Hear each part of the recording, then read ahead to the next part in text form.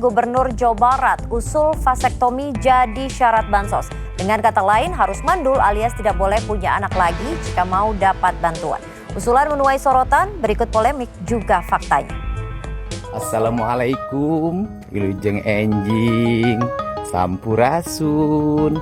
Gubernur Jawa Barat, Deddy Mulyadi, usulkan vasektomi sebagai syarat untuk para penerima bantuan sosial.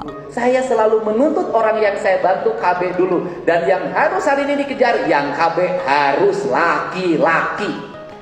Usulan itu diungkapkan KDM untuk mendukung program keluarga berencana disebut dilatar belakangi oleh banyak temuan bahwa keluarga penerima bansos memiliki banyak anak. Saya di Majalengka bertemu dengan anak-anak yang jualan kue di alun-alun. Itu pinter semuanya. Saya biasa, dari mana rumahnya, siapa orang tuanya. Akhirnya saya bertemulah dengan orang tuanya yang lagi dikontrakan. Bapaknya ada di rumah, anaknya jualan kue. Ternyata sudah punya 10. Dan ternyata ibunya lagi hamil lagi yang ke-11. Vasektomi adalah prosedur kontrasepsi permanen yang dilakukan pada pria untuk mencegah kehamilan dengan memotong dan mengikat saluran sperma dengan tidak mempengaruhi produksi hormon testosteron. Dilakukan dengan cara operasi kecil yang aman, efektif, dan bersifat permanen.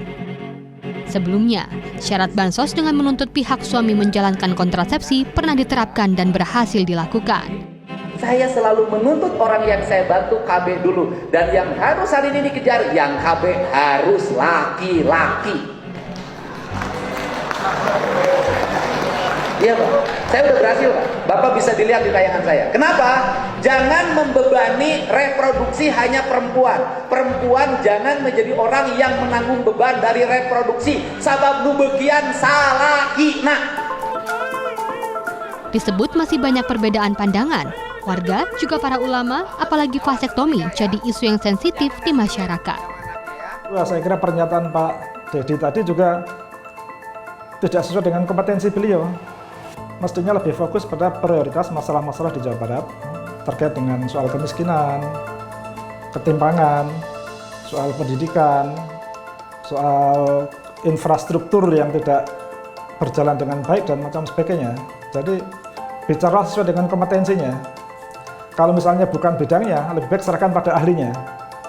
Nah, apalagi yang disampaikan yang soal vasektomi tadi, itu isu yang sangat rawan sekali, sangat sensitif, ya, karena banyak ulama yang punya pendapat lain. Bermanuver dengan usulan-usulan yang memicu kontroversi di tengah permasalahan pelik di Jawa Barat yang mesti segera ada solusi.